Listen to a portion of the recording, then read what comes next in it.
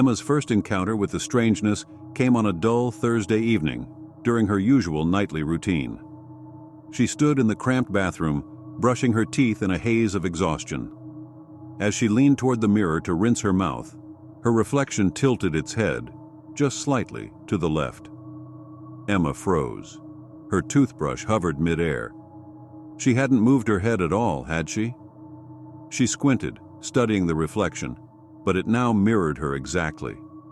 Dismissing it as a trick of her tired mind, she finished brushing and went to bed, though an uneasy chill lingered at the back of her thoughts. But it didn't stop there. Over the next few days, she began to notice subtle discrepancies. Her reflection would blink just a fraction of a second too late or hold an expression slightly longer than she did. Once, as she brushed her hair in the morning, she caught a flicker of movement in the mirror. Her reflection seemed to glance away, its eyes darting to something behind her. When she whipped around to look, her room was empty. By the time Emma's reflection smiled at her unprompted one morning, her unease turned to fear. It wasn't just a flicker or delay this time. It was unmistakable. Her own face grinned back at her, while her lips remained perfectly still. "Mom, something's wrong with the mirror," Emma confided at breakfast that day. Her mother, busy flipping pancakes, waved off her concern. "Honey, it's just your imagination. You've been staying up too late. Mirrors don't smile on their own." Emma wasn't convinced. One night, she decided to confront it. She stood in front of her bedroom mirror, her desk lamp casting long, flickering shadows across the walls. Her heart pounded in her chest as she stared into her own eyes. "What are you?" she whispered. At first, nothing happened. The silence stretched, and her reflection remained still. Just as she began to feel foolish, her reflection leaned forward. It pressed its face closer to the glass, closer than it should have been able to, as if the barrier of the mirror no longer existed. Then it raised a finger and tapped the glass from the other side. "Knock. Knock," Emma screamed, stumbling backward and knocking over her bedside lamp. The crash sent her parents running to her room, their faces pale with alarm. "Emma, what happened?" her dad demanded. She tried to explain, but the words stuck in her throat. How could she make them believe her? The mirror now reflected her room as if nothing had happened. "Maybe you're stressed," her mom suggested gently. "No more horror movies before bed, okay?" Emma didn't argue, but that night, she covered every mirror in the house with towels and sheets. It didn't help. Her reflection found her elsewhere. She saw it in the darkened screen of her phone, in the glint of her bedroom window at night, even in the still surface of a puddle on her way to school. It didn't just mimic her anymore. It whispered to her, though no sound reached her ears. Its lips moved, forming words she couldn't understand. The whispers grew louder in her mind. One night, her reflection mouthed the words clear as day. "Let me out." Emma's stomach turned. She spent hours researching mirror folklore and urban legends. She read about mirror worlds, doppelgangers, and ancient superstitions warning against trusting one's reflection. Some stories spoke of beings trapped behind the glass, entities waiting for a weak moment to cross into our world. The reflection seemed to sense her growing knowledge. One evening it laughed, a chilling, silent laugh, and mouthed the words, "You can't stop me." The next morning, Emma's reflection was gone. The mirror was empty, reflecting only her bedroom walls. She thought she was free, but that night, her mother found her bedroom in chaos. The mirror lay shattered on the floor, shards glinting in the moonlight. Emma was nowhere to be found. The town searched for weeks, but Emma had vanished without a trace. Her parents replaced the broken mirror with a new one, but sometimes late at night, they would hear faint tapping sounds echoing through the house. The knocks always came in pairs, knock, knock. And if they dared to look, they would see Emma's reflection staring back at them from the other side of the glass, her lips moving soundlessly, begging to come home.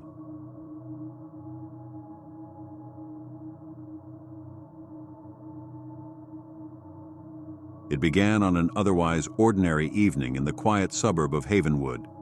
Families were finishing dinner, children were playing in the streets, and televisions flickered in living rooms. No one noticed the fog at first, a thin, creeping mist that rolled in silently, hugging the ground. By the time the first screams rang out, it was already too late.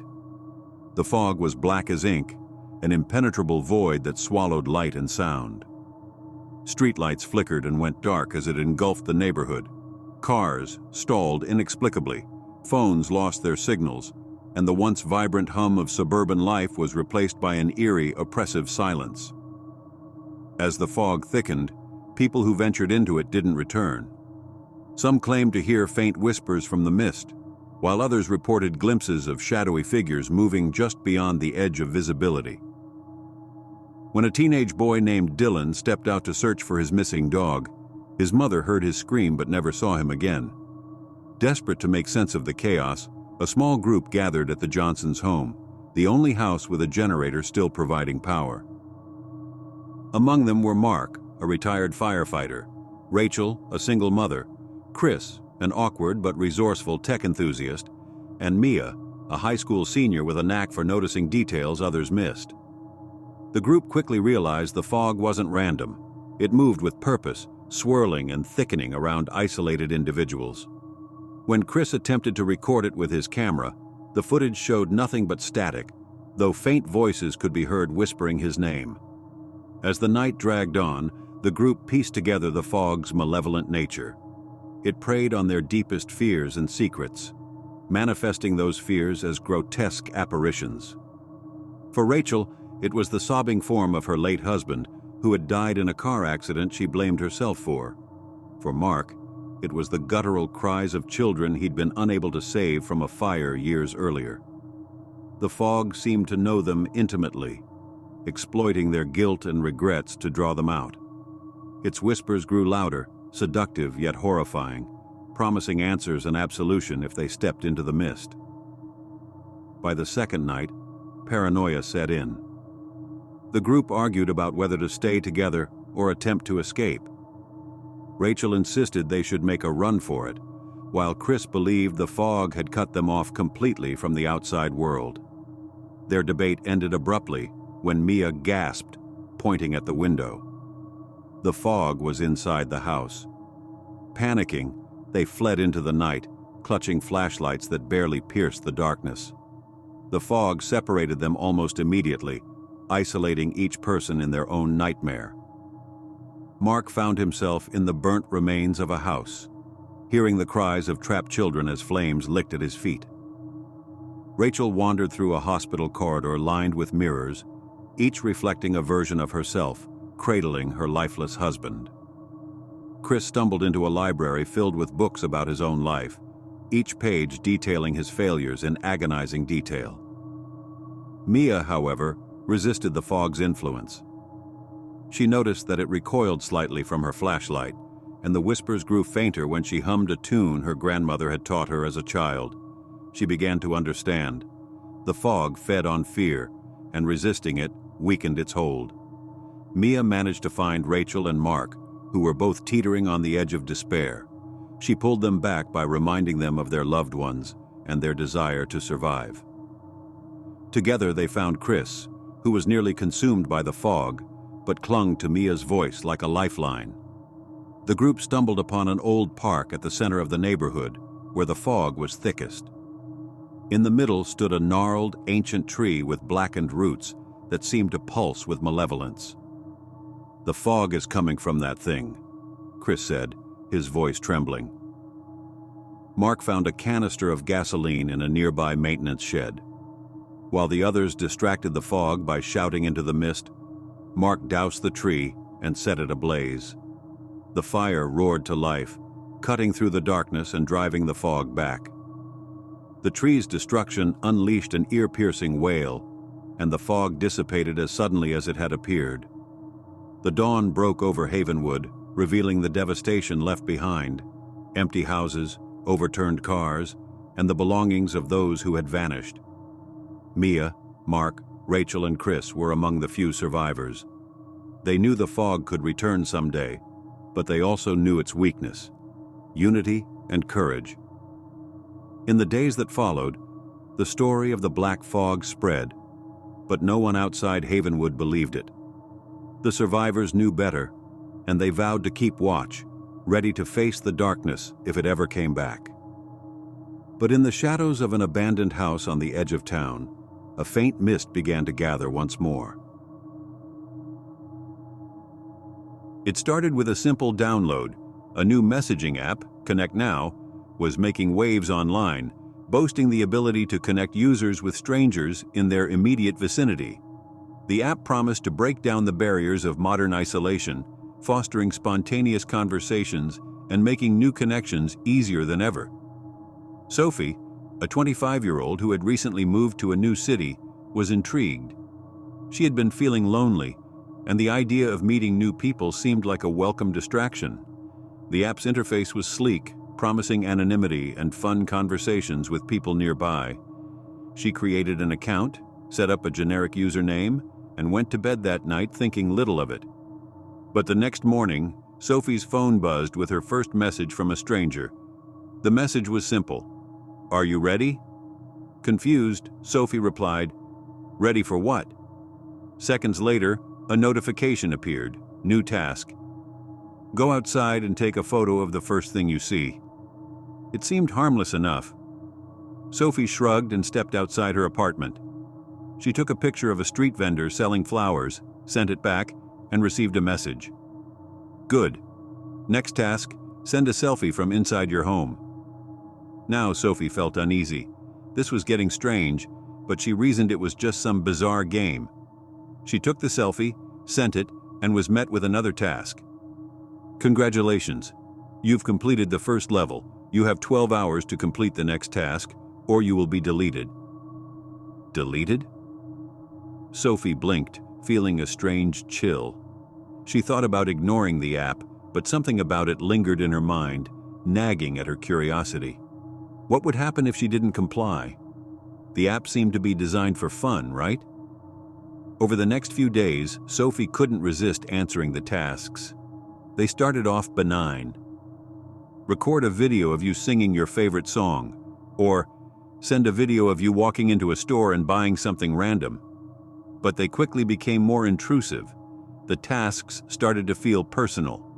The app asked Sophie to record her thoughts about her deepest fear, then demanded she document her home's layout with videos, mapping out every room. Sophie complied, but with each task, a growing sense of dread gnawed at her. It wasn't just an app, it was watching her. It knew things no stranger should. Then came the final task for that week. Steal something from a public place. Film it. Sophie hesitated. This crossed a line, but the app wouldn't let her go. It kept sending notifications, warning her that if she didn't follow through, there would be consequences. The app even began sending pictures of her, ones she hadn't taken. Her heart raced as she realized the app had access to her phone's camera even when she wasn't using it. Do it, Sophie, or you'll disappear. Panic set in. Sophie couldn't understand how the app was doing this, but the thought of disappearing was too terrifying to ignore. Desperate to end it, she tried to delete the app, but it wouldn't uninstall. A message flashed on her screen. You cannot escape. Complete the task or face erasure. The fear was overwhelming. Sophie was trapped. She left her apartment, reluctantly walking into a nearby store, and grabbed a small trinket from the shelf. As she filmed the app sent an ominous message. You've completed your task. Now it's time to take the next step. Sophie had no idea what this meant, but she felt her body grow cold. Her phone vibrated again. This time, the message was different. Welcome to the final level. Your location has been tracked. You are already in our grasp. You have 1 hour to complete the last task, or your existence will be wiped from the system. It was then Sophie realized the app wasn't just a game. It was a trap. She frantically tried to shut her phone off, but the screen stayed lit, displaying an unsettling countdown timer. Just as she reached for her charger, a chilling thought crossed her mind. What if the app already knew everything about her? Her habits, her fears, her weaknesses? What if those who didn't comply were gone? The timer hit 0. Sophie's phone rang once more, the call coming from an unlisted number. As she answered, she heard nothing but heavy breathing. The next moment, the phone went dead. When police later found her apartment, it was empty. Sophie had vanished without a trace.